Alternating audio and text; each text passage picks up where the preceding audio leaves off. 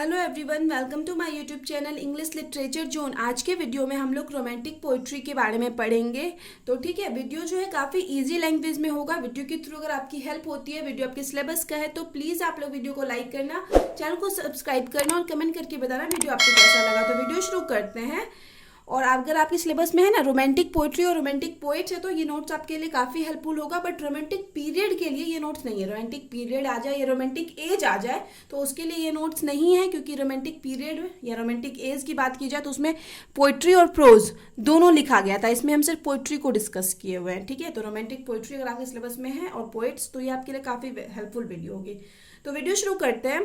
Poetry written during the 1798 AD to 1837 AD known as romantic poetry. इसका मतलब है कि कविता जो लिखी गई 1798 से 1837 के बीच, उसको रोमांटिक पोइट्री कहा जाता है। ठीक है, यहाँ पे फिर एडी आया, तो एडी का फुल फॉर्म जो होता है वो होता है एनो डोमिनाई। बट इसका मतलब होता है कि जो जीसस क्रिस्ट है ना, उनके जन्म के बाद के पीरियड को ये एडी से डिनोट किया जाता है। और जीसस क्रिस्ट जो थे, ईसा मसीह, उनके जन्म से पहले के पीरियड को बीसी से डिनोट किया जाता है। आप बहुत जगह पे देखे होंगे कि बीसी भी लिखा रहता है ऐसे ही टाइम के साथ। अब आगे literary legends. Literary it mean साहित्य। लेजेंड्स कौन होते हैं? जो हीरो होते हैं या फिर जो प्रसिद्ध व्यक्ति होते हैं। तो जो साहित्य के प्रसिद्ध व्यक्ति थे।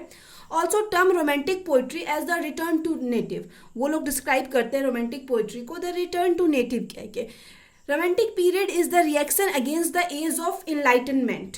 एज ऑफ इनलाइटनमेंट आया था जो कि 1632 से 1792 तक का एज रहा। 1632 से 1792 तक का, तो उसी के अगेंस्ट रिएक्शन माना जाता है रोमांटिक, मतलब रोमांटिक एज को। किस एज के अगेंस्ट? एज ऑफ इनलाइटनमेंट के अगेंस्ट। और कहीं कहीं पे आपको क्या मिलेगा ना, हम नोट्स में आगे मेंशन किए हुए, इसलिए यहाँ पे एक चीज़ क्लियर करना जरूरी है कि romantic period is the reaction against, कहीं कहीं पे आपको लिखा हुआ मिलेगा द न्यू क्लासिकल एज। तो कहीं कहीं पे द न्यू क्लासिकल एज और एज ऑफ इनलाइटमेंट ऐसा क्यों लिखा होता है, तो इसको हम डिस्क्राइब किए हुए हैं। अब जैसे देखिए, एज ऑफ इनलाइटनमेंट जो है वो 1632 से 1792 तक चला। और उसके बाद 1902 के बाद ही, मतलब यहाँ पे 98 से लगभग रोमांटिक पीरियड शुरू हुआ। तो इसका रिएक्शन हम बताएं कि इसके अगेंस्ट रिएक्शन था। और वही अगर न्यू क्लासिकल एज की भी बात की जाए तो वो भी 1660 से लेके 1798 तक चला है। तो ये भी माना जाता है। तो ये न्यू क्लासिकल एज आए कि रोमांटिक पोइट्री जो है न्यू क्लासिकल एज के अगेंस्ट रिएक्शन थी, या फिर ऐसे आ जाए कि रोमांटिक पोइट्री जो है एज ऑफ इनलाइटमेंट के अगेंस्ट रिएक्शन थी। तो इसमें आप कंफ्यूज मत होइएगा। ठीक है, ये दोनों आ सकता है। अब आगे है, यहाँ पे एक और चीज़ मेंशन की है कि न्यू क्लासिकल जो पीरियड है ना, उसमें 3 पीरियड आता है। मतलब इतने पीरियड में, उसके अंदर न्यू क्लासिकल एज के अंदर, पीरियड के अंदर 3 एज और आता है, जो है restoration age, Augustan age, age of Johnson. ठीक है, नॉर्मली आपको ये ध्यान रखना है अभी के पॉइंट ऑफ व्यू से कि न्यू क्लासिकल पीरियड और एज ऑफ इनलाइटनमेंट ये जो है इसी के अगेंस्ट रोमांटिक पोइट्री रिएक्शन था। अब आगे है, बिफोर द रोमांटिक पीरियड से पहले reasoning was given A lots of importance. Reasoning it means क्या होता है ना, रीजनिंग क्या होता है ना, बुद्धि वाली, बौद्धिक क्षमता या फिर एक माइंड के लेवल वाला, या जो तर्क से रिलेटेड हो, उस चीज़ को काफ़ी इंपॉर्टेंट दिया जाता था। ठीक है, and in the romantic as, और जबकि रोमांटिक एज में क्या हुआ, रोमांटिक पोएट जो है stressed on imagination. Romantic poet किस चीज़ पे जोर दिए? इमेजिनेशन पे, कल्पना पे, पैशन, जुनून पे, इमोशन पे, नेचर पे, प्रकृति and life of common man, इन सब चीज़ पे जोर दिए। इट मीन्स जो ये एज ऑफ इनलाइटनमेंट बोले या फिर न्यू क्लासिकल एज बोले, तो उसमें जो है ना रीजनिंग पे जोर दिया गया था। इट मीन्स माइंड की बात की गई थी, बुद्धि की, तर्क की। और यहाँ जो रोमांटिक पीरियड है, उस जो कि मतलब बिल्कुल रिएक्शन था एज ऑफ इनलाइटमेंट के, तो उसमें किस चीज़ के बारे में बात किया गया? फीलिंग्स के, इमोशन के, इमेजिनेशन के, ये सब के बारे में बात किया गया। अब आगे है, कॉमन मैन के लाइफ के बारे में बात किया गया, which became the features of romantic poetry, जो कि रोमांटिक पोइट्री के फीचर्स बन गई। इट मीन्स विशेषता बन गई। Romantic as was highly influenced by the ideas of French revolution. तो फ्रेंच रिवॉल्यूशन का जो आइडिया, विचार था, उससे रोमांटिक पीरियड जो है, रोमांटिक पोइट्री है, रोमांटिक एज काफ़ी प्रभावित रहा। कैसे? आप देखते हैं। रोमांटिक मतलब ऐसे हम नॉर्मली आपको एक्सप्लेन कर रहे हैं कि फ्रेंच रिवॉल्यूशन का क्या आइडिया था ना, कि मोनैकी जो होता है ना, मोनैकी को हटाना है। उस टाइम जो मोनैकी चल रही थी, मोनैकी इट मीन्स जो होता है राजतंत्र, राजा का शासन चल रहा था, तो उस चीज़ को हटाना है। तो इसका भी काफ़ी प्रभाव पड़ा रोमांटिक एज पे। रोमांटिक पोइट्स, जो रोमांटिक पोइट्स हैं, लाइक वर्ड्सवर्थ, कॉलरीज, जो है supported the idea of French revolution, तो ये फ्रेंच रिवॉल्यूशन के आइडिया को सपोर्ट करते थे। Such as freedom of an individual, और उनका भी मानना था कि हर इंडिविजुअल, हर व्यक्ति के पास अपना फ्रीडम होना चाहिए, इट मीन्स राजतंत्र खत्म हो जानी चाहिए। अब आगे है पब्लिकेशन ऑफ लिरिकल बैलेड्स इन 1798। 1798 में जब लिरिकल बैलेड्स को पब्लिश करवाया गया by William Wordsworth and S T Coleridge, मतलब एस टी कॉलरिज और विलियम वर्ड्सवर्थ दोनों के पोएम का कलेक्शन है ये लिरिकल बैलेड्स। तो जब इस लिरिकल बैलेड्स को पब्लिश करवाया गया, gave birth to romanticism in the history of English literature, तभी बर्थ हुआ, तभी जन्म हुआ रोमांटिसिज्म का इंग्लिश लिटरेचर, इंग्लिश मतलब अंग्रेजी साहित्य के इतिहास में तभी इंग्लिश लिटरेचर का जन्म हुआ, बर्थ हुआ लिरिकल बैलेड्स के पब्लिकेशन के साथ। देखो 78 में पब्लिश करवाया गया और 78 से हम लोग रोमांटिक पीरियड को मानते हैं कि स्टार्ट हुआ है। ठीक है, ये याद रखिएगा लिरिकल बैलेड्स का पब्लिकेशन, ये क्योंकि ये पार्ट 1 में भी पूछता है, पार्ट 3 में भी इससे रिलेटेड ऑब्जेक्टिव पूछता है। अब आगे है romantic poetry. Romantic poetry it has no specific association with love. अब रोमांटिक पोइट्री नॉर्मली जो हम लोग मूवी में इमेजिन करते हैं कि रोमांटिक पोइट्री जो है लव से रिलेटेड होगा, तो ऐसा नहीं है, कोई स्पेसिफिक इसमें लव के बारे में बात नहीं की जाती है। It is associated with feelings और इमोशन, या अनुभव और इमोशन से रिलेटेड होता है, भावनाओं से रिलेटेड होता है। अब आगे है in particular with the feelings and emotion related to nature और आर्ट, और मेनली ऐसे फीलिंग्स और इमोशंस से रिलेटेड होता है रोमांटिक पोइट्री जो कि किससे, नेचर, प्रकृति और आर्ट, रचना से रिलेटेड हो, but not what we call romantic love, ना कि उससे जिसको कि हम लोग रोमांटिक लव कहते हैं उस चीज़ से रिलेटेड ना हो। अब है features of romantic poetry. Romantic poetry की कुछ विशेषताओं को पढ़ेंगे, तो ये पे यहाँ पे हम 5 फीचर्स ऐड किए हुए हैं, तो जिनका भी मतलब यहाँ पे एक चीज़ बता रहे हैं कि 15-16 मार्क्स का जिनका भी आंसर पूछता है ये वाला, तो आपको कम से कम 5, 5.5, 6 पेज तक आंसर लिखना है। ठीक है, लेकिन 15-16 से कम पे मतलब मार्क्स का पूछा, 10 मार्क्स का पूछ दिया आपको, तो 10 मार्क्स का पूछा तो आपको नोट्स को छोटा करना पड़ेगा। तो उसके लिए आपको क्या करना है ना, ये फीचर्स ऑफ रोमांटिक पोइट्री लिख देना है, और फिर साथ में उसके बाद बस ये पॉइंट लिख देना है, ए बी जो हम पॉइंट लिए, इसको एक्सप्लेन मत कीजिएगा, ए बी पॉइंट लिख दीजिएगा। अगर आपको कम मार्क्स का ये पूछ रहा है या नोट्स आपको छोटा करना है तो सिर्फ ये पॉइंट लिख दीजिएगा। ये features of romantic poetry black से लिखे, बाकी ये जो पॉइंट है आप ब्लू से यूज़ कीजिएगा। ब्लैक ब्लू यूज़ करते हैं काफ़ी, मतलब थोड़ा सतर्क रह के, तो इससे आपका कॉपी काफ़ी अच्छा दिखेगा। और कंटिन्यू प्रैक्टिस रखिएगा, जिनका भी एग्जाम है तो ऑलरेडी आप अच्छा मतलब कंफर्म है, फिर आप एग्जाम में अच्छा कर पाएंगे। अब हम लोग फीचर्स को पढ़ते हैं। Reaction against the new classicism, तो अभी हम बताए थे ना कि रिएक्शन था, पहले हम बताएं क्या एज ऑफ इनलाइटमेंट के अगेंस्ट रिएक्शन था, अभी हम बोल रहे हैं न्यू क्लासिज्म के, तो यहाँ पे कंफ्यूज नहीं होना है। अब the beginning of the romantic poetry was the movement against new classical poetry, तो जो बिगिनिंग हुआ मतलब शुरुआत हुआ रोमांटिक पोइट्री क्या, वो एक आंदोलन था किसके अगेंस्ट, न्यू क्लासिकल पोइट्री के अगेंस्ट। The new classical poetry was the product of intellect and reason, और जो न्यू क्लासिकल पोइट्री थी वो किस चीज़ का प्रोडक्ट, किस चीज़ का मतलब बेस्ड होता था, इंटेलेक्ट, बुद्धि पे, रीजन, तर्क पे, इस पे बेस्ड होता था न्यू क्लासिकल एज में जो पोइट्री लिखी गई। While the romantic poetry is the product of emotion, जबकि रोमांटिक पोइट्री जो है वो इमोशन का प्रोडक्ट, इट मीन्स इसमें इमोशन पे फोकस किया गया। अब आगे है emotion was the key point of poetry, romantic poetry का की पॉइंट था, महत्वपूर्ण बिंदु था। अब आप जैसे देखते हैं, सबसे पहले ये लाइन लिखेंगे, emotions were the heart of romantic poetry.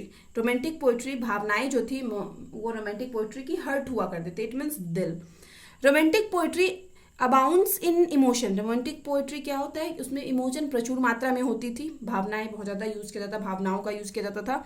The romantic poet is stressed on expressing subjective emotion, romantic poets stressed यानी जोर देते थे किस चीज़ को एक्सप्रेस करने में, सब्जेक्टिव इमोशन। सब्जेक्टिव इमोशन क्या होता है ना, मतलब ऐसी फीलिंग्स जो किसी इंसान के फीलिंग से रिलेटेड हो, किसी ह्यूमन के, इंसान की फीलिंग से रिलेटेड हो, वैसी फीलिंग्स को हम लोग सब्जेक्टिव इमोशन कहते हैं। And it is usually the poets personal experience, और नॉर्मली जो है पोइट इसमें मतलब जो भी सब्जेक्टिव इमोशन जो हम एक्सप्लेन किए उसका यूज़ करते थे, वो पोइट के पर्सनल लाइफ से, पर्सनल एक्सपीरियंस से रिलेटेड होता था।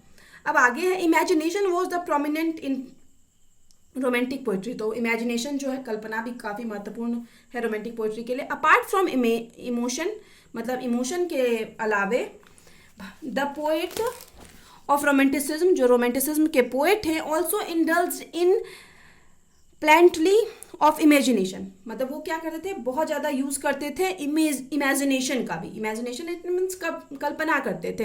And mysticism in their poem, mysticism it means हो जाता है आपको रहस्यवाद, रहस्य को दिखाते थे, उसका यूज़ करते थे। अब आगे है, nature was the central of romantic poetry. Romantic poetry का सेंट्रल इट मीन्स केंद्र था, क्या था, nature. Another important feature of the romantic poetry is nature. दूसरा जो रोमांटिक पोइट्री का फीचर्स है, विशेषता है, वो है nature.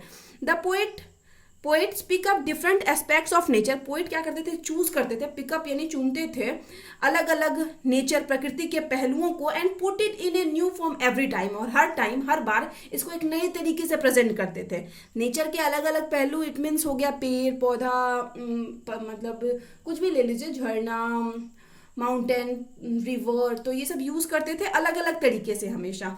Nature remains the spirit of all romantic poetry. Nature जो है सारी रोमांटिक पोइट्री की स्पिरिट इट मीन्स एक तरह से आत्मा थी। सुपर नेचुरलिज्म इट मीन्स कहीं ना कहीं जो आत्मा से रिलेटेड हो या जो साइंस के पढ़े हो उसकी बात की जाती है। Supernatural elements are found in most of poems of romantic era. Romantic era के मोस्ट ऑफ पोएम्स में हम लोग को सुपर नेचुरल एलिमेंट्स देखने को मिलता है। अब easily comprehensive and free verse style. Easily comprehensive मतलब आसान से जिसको समझा जा सके वैसी होती थी रोमांटिक पोइट्री। और फ्री वर्स स्टाइल, कोई पोएम का वर्स स्टाइल नहीं होता था, ठीक है। अगर आप आगे पोएम पढ़ोगे तो आपको समझ में आया कि वर्स स्टाइल क्या होता है, पोएम कैसे लिखी जाती थी। Romantic poet uses the language was very easy to understand for common man. तो रोमांटिक पोएट जो यूज करते थे लैंग्वेज का, वो कॉमन मैन के लिए भी काफी समझना आसान होता था।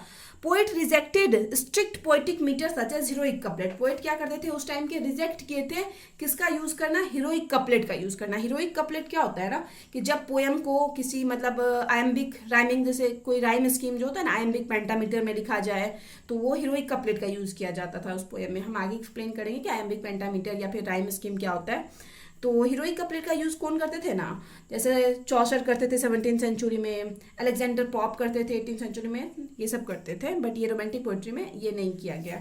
अब आगे है poets of romantic period. Romantic period के पोएट्स के बारे में पढ़ेंगे, कवि के बारे में, ये फीचर्स पढ़ लिए। The most prominent of romantic poets are still some of the most popular poets today. मतलब जो प्रमुख पोएट थे रोमांटिक पीरियड के, वो आज तक क्या हुआ है, मोस्ट पॉपुलर पोएट बने रहे हैं। मतलब काफी महत्वपूर्ण पोएट वो आज तक बने रहे हैं, आज तक की डेट में। The first generation of poets included. अब जो यहाँ पे हम एक चीज बोलते हैं कि रोमांटिक पोइट्री को ना पोएट के आधार पे दो भागों में बांटा गया, द फर्स्ट जनरेशन और सेकेंड जनरेशन। तो जो the first generation of poets included, अब जो फर्स्ट जनरेशन है उसमें इंक्लूड है, उनमें शामिल है सैमुअल टेलर कॉलरिज और विलियम वर्ड्सवर्थ, ठीक है। तो आपको क्या मेंशन करना है ना, आपको सबसे पहले विलियम वर्ड्सवर्थ को डिस्क्राइब करना है। पहले आप विलियम वर्ड्सवर्थ लिखना है, सेकंड में आप सैमुअल टेलर कॉलरिज लिखना है। नंबर भी दे रखे हैं 1 और 2। पहले आप विलियम वर्ड्सवर्थ लिखना है, बाद में सैमुअल टेलर कॉलरिज लिखना। अब the most recognizable names of the second generation were, और जो सेकेंड जनरेशन में काफी फेमस नेम है सेकेंड जनरेशन के ऑथर में, वो है George Gordon, better known as Lord Byron, जो कि लॉर्ड बैरन के नाम से जाने जाते हैं, पर्सी बायसी शैली और जॉन किट्स। तो यहाँ भी हम लिखे हुए हैं, तो पहले आपको पर्सी बायसी शैली का नाम लिखना है, फिर जॉन किट्स, और एंड में लॉर्ड बैरन का नाम लिखना है। ये जो है George Gordon, better known as Lord Byron, ये एंड में मेंशन करना है। सब में हम नंबर भी दे दिए हैं। तो आपको जो सबसे पहले मेंशन करना है उसको करना है विलियम वर्ड्सवर्थ को पहले लिखना है, सेकंड आपको सैमुअल टेलर कॉलरिज को लिखना है, थर्ड आपको पर्सी बायसी शैली, जिनको कि पीबी शैली भी कहते हैं, उनको लिखना है, फोर्थ जॉन किट्स के बारे में लिखना है, और सबसे आखिरी में आपको जॉर्ज गॉर्डन के बारे में लिखना है, जो कि लॉर्ड बैरन के नाम से जाने जाते थे, ठीक है। यहाँ हो गया। हम लोग नॉर्मली अब ऑथर के बारे में डिस्क्राइब करेंगे। पहले हम एस.टी. कॉलरिज ही किए, लेकिन आपको पहले वर्ड्सवर्थ को डिस्क्राइब करना है। हम नंबर दे दिए किसको किसको पहले करना है, तो पहले वर्ड्सवर्थ को फिर एस.टी. कॉलरिज को। अब आगे हैं एस.टी. कॉलरिज के बारे में हम लोग पढ़ते हैं। S T. Coleridge along with Wordsworth is the pioneer of the romantic poetry. तो एस.टी. कॉलरिज जो है वर्ड्सवर्थ के साथ पायोनियर माने जाते हैं, अगुआ माने जाते हैं। It means romantic period poetry को शुरू करने वाले कौन माने जाते हैं, एस.टी. कॉलरिज और वर्ड्सवर्थ।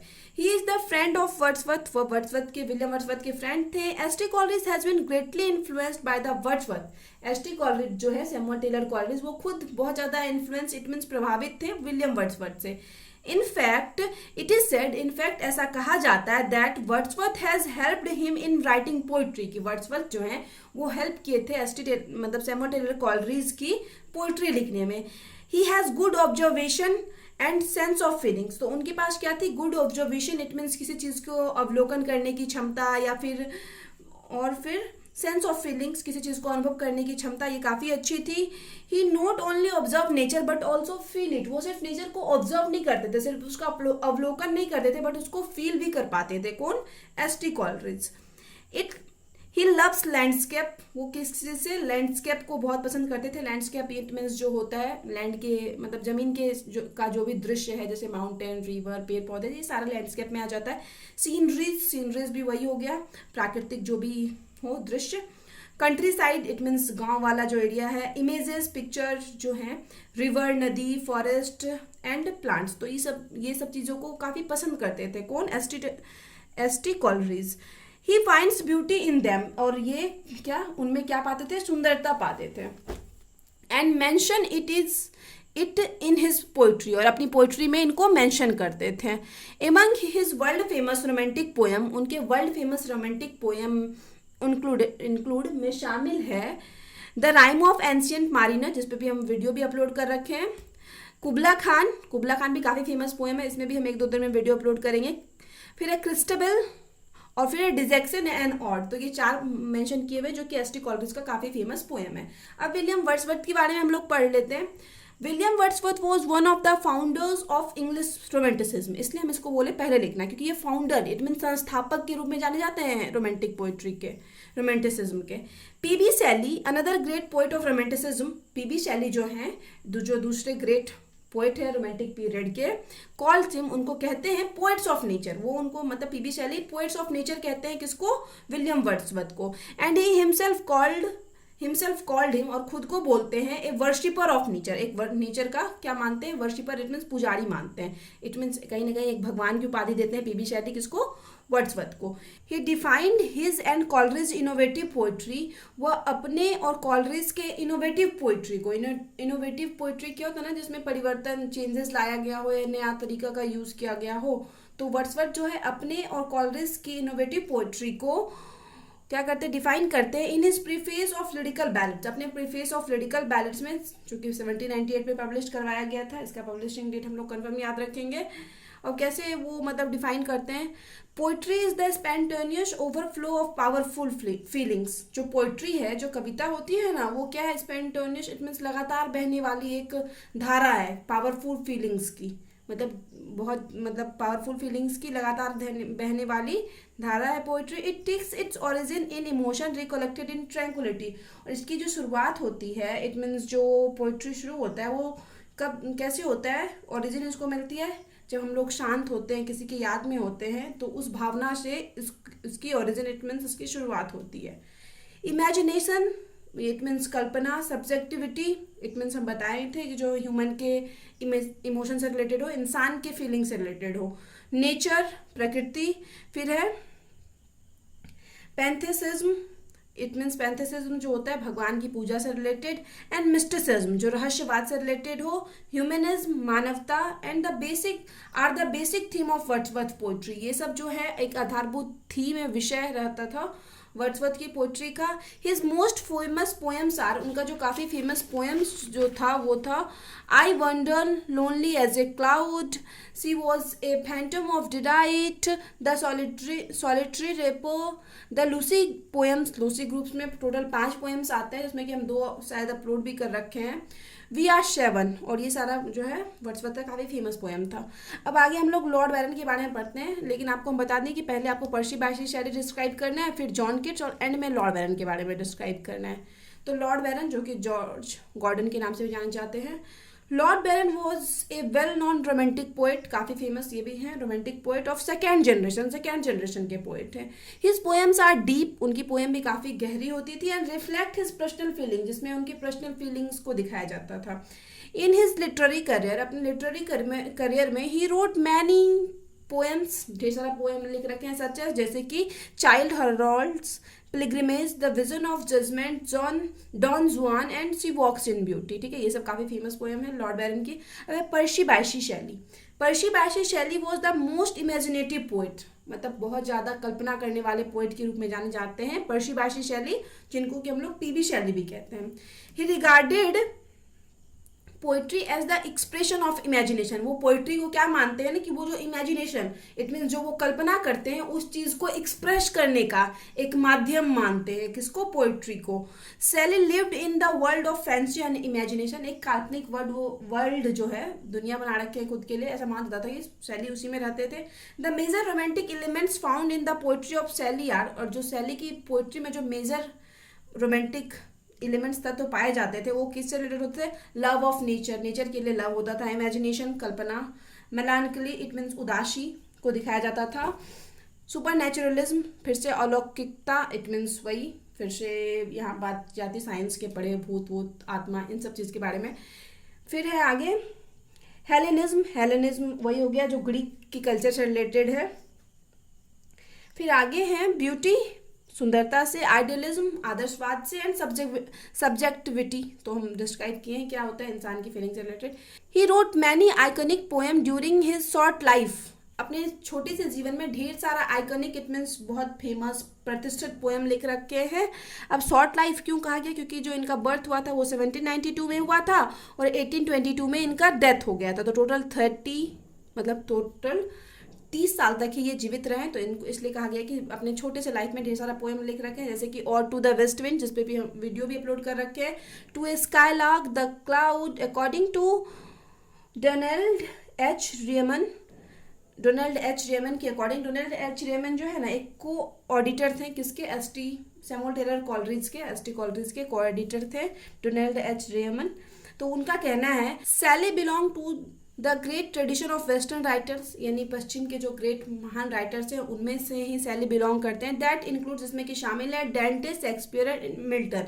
ये तीनों काफ़ी फेमस पोएट है इंग्लिश लिटरेचर के। तो इन्हीं से माना जाता है, इन्हीं के साथ कंपेयर किया जाता है शैली को। और कौन कंपेयर करते हैं? डोनाल्ड एच रेमन, जो कि एसटी कॉलरिज के को एडिटर हैं।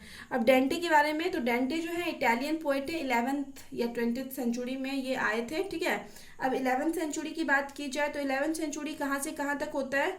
11th सेंचुरी जो होता है वो आपको हो जाएगा 1001 से लेके 111 तक, ये 11th सेंचुरी हो जाएगा। और अगर 12th सेंचुरी की बात की जाए तो वो 12th सेंचुरी आपको स्टार्ट होगा 101 से लेके ये हो जाएगा 1200 तक, ठीक है। ये याद रखिएगा, ये सेंचुरी मतलब थोड़ा कन्फ्यूजन होता है बच्चों को, तो ये याद रखिएगा। ये कौन सा सेंचुरी हो गया? ये 11th हो गया सेंचुरी, ये 12th सेंचुरी हो गया। और अभी के टाइम की बात करें तो अभी 21st सेंचुरी चल रहा है। और 21st सेंचुरी में जो टाइम आएगा वो कहाँ से आएगा? 2001 से लेके 2100 तक का टाइम जो आएगा वो 21st सेंचुरी में आएगा, जो कि अभी चल रहा है, ठीक है। तो ये हो गया क्लियर, सेंचुरी आप समझ गए। तो इसी तरीके से इंग्लिश लिटरेचर में सेंचुरी के बारे में डिस्क्राइब किया जाता है। अब आगे है शेक्सपियर की बात की जाए तो शेक्सपियर जो है एलिजाबेथन एरा के काफ़ी फेमस पोएट हैं, ड्रामाटिस्ट हैं, पोएट भी हैं। सोनेट लिख रखे हैं ढेर सारा, सोनेट इट मीन्स 14 लाइन्स की पोएम। और फिर ढेर सारा ड्रामा भी लिख रखे हैं, ट्रेजेडी, ढेर सारा बहुत सारा वर्क लिख रखे हैं शेक्सपियर। एंड मिल्टन, और मिल्टन, जॉन मिल्टन भी काफ़ी फेमस थे, जो कि 17th सेंचुरी में हुए थे। और 17th सेंचुरी क्या होता है, कब से कब तक के पीरियड को 17th सेंचुरी कहेंगे, ये आप मतलब कमेंट में अगर आप समझ गए हैं कि पीरियड क्या होता है तो ये आप कमेंट में जरूर कमेंट कर दीजिएगा 17th सेंचुरी क्या होता है। जो भी बिगिनर्स हैं उनके लिए ये चीज़। और मिल्टन जो है पैराडाइज लॉस्ट लिख रखे हैं, जो कि इंग्लिश लिटरेचर का काफ़ी फेमस वर्क माना जाता है। अब आगे है जॉन किट्स, जॉन किट्स के बारे में पढ़ेंगे। एक और चीज़ यहाँ पे आप ना शेक्सपियर का बर्थ और डेथ जरूर याद रखेंगे कि शेक्सपियर का जन्म कब हुआ, मृत्यु कब हुई, इससे रिलेटेड भी ऑब्जेक्टिव आता है। 1567 में शेक्सपियर का जन्म हुआ और 1616 में शेक्सपियर का डेथ हुआ, ये चीज़ आप जरूर याद रखिएगा। अब आगे है John Keats. John Keats is the last but the best romantic poet in English literature. English literature के लास्ट, इट मीन्स आखिरी पोएट थे जॉन किट्स, लेकिन एक बेस्ट पोएट थे। He refer to as a pure romantic poetry, मतलब उनको माना जाता है एक प्योर रोमांटिक पोएट के रूप में माना जाता है। लाइक अदर रोमांटिक पोएट्स, दूसरे रोमांटिक पोएट्स की तरह imagination play a vital role in his poetry. उनकी भी पोइट्री में इमेजिनेशन बहुत बड़ी महत्वपूर्ण भूमिका निभाती है। His ode to a nightingale, उनका जो पोएम है ode to a nightingale is a fine example of eternal beauty. Fine example, एक अच्छा एग्जाम्पल है इटर्नल ब्यूटी का। इटर्नल ब्यूटी क्या होता है ना, शाश्वत ब्यूटी, कभी ना खत्म होने वाली सुंदरता, उसका एक अच्छा एग्जाम्पल है। The eve of S T. Agnes and the eve of S T. Mark are the poems, ये भी मतलब जॉन किट्स की ही पोएम है, based on the two different medieval superstition, जो कि मेडिवल इट मीन्स जो है मध्यकालीन युग के, सुपरस्टिशन इट मीन्स अंधविश्वास पे बेस्ड है।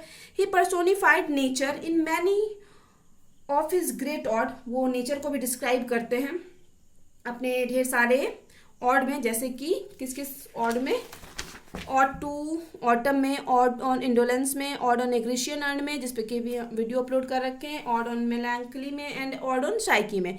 Kits define beauty in his poetry as, Keats जो है अपनी पोइट्री में ब्यूटी को डिस्क्राइब करते हैं कैसे, a thing of beauty is a joy for ever, जो ब्यूटी होती है ना वो मतलब हमेशा इंजॉय करने की चीज़ होती है, इट मीन्स वो कॉन्स्टेंटली सोर्स होती है हैप्पीनेस का और प्लेजर का, मतलब लगातार उससे हम लोग को खुशी और एक प्लेजर मिलता रहता है ब्यूटी से। अब यहाँ पे खत्म होता है, अब आखिरी में हम लोग कंक्लूजन देखते हैं, निष्कर्ष। दस इस प्रकार romantic poets of the 19th century, 19th century के जो रोमांटिक पोइट थे, राइट सब्जेक्टिव पोइट्री, वो क्या लिखते थे, सब्जेक्टिव पोइट्री लिखते थे। सब्जेक्टिव पोइट्री इट मीन्स जो ह्यूमन के खुद के एक्सपीरियंस मतलब फीलिंग्स पे बेस्ड हो, इंसान के फीलिंग्स पे बेस्ड हो। They themselves became the subject matter of their poetry, खुद की पोइट्री के वो खुद ही विषय बन जाते थे, सब्जेक्ट बन जाते थे। They are guided by imagination, imagination के द्वारा उनको गाइड किया जाता था, निर्दिष्ट किया जाता था, which is a great source of creation for them, जो कि उनके लिए एक रचना का ग्रेट सोर्स माना जाता था। मतलब रोमांटिक पोइट्री में इमेजिनेशन को बहुत महत्वपूर्ण भूमिका दी गई है, इमेजिनेशन, इमोशन और नेचर को काफ़ी महत्वपूर्ण भूमिका दी गई है। अब आगे है, instead of writing poetry in heroic couplet, वो हीरोइक कपलेट में पोइट्री को नहीं लिखते थे, इट मीन्स आयम्बिक, पेंटामीटर, ये सब में नहीं लिखते थे अपनी पोइट्री को, ही पोइट्री को they wrote poetry in form of, वो लिखते थे किस फॉर्म में पोइट्री को, ऑड के फॉर्म में, लिरिक के फॉर्म में, इलेजी के फॉर्म में, बैलेट के फॉर्म में और एपिक के फॉर्म में। ठीक है, तो यहाँ पे ये खत्म होता है नोट्स के थ्रू। अगर आपकी हेल्प हुई, आपके सिलेबस का है, वीडियो आपको हेल्पफुल लगा तो प्लीज आप लोग वीडियो को लाइक कीजिएगा, चैनल को सब्सक्राइब कीजिएगा और कमेंट करके बताइए वीडियो आपको कैसा लगा। मिलते हैं नेक्स्ट वीडियो में नेक्स्ट टॉपिक के साथ।